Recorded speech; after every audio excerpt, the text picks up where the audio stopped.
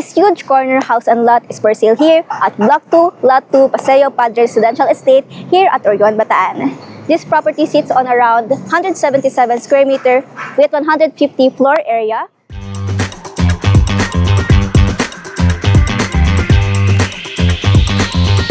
So this is a two-story move-in ready home that is fully furnished and beautifully landscaped with carport area that can cater 2 cars and a storage room. Tara, pasok tayo!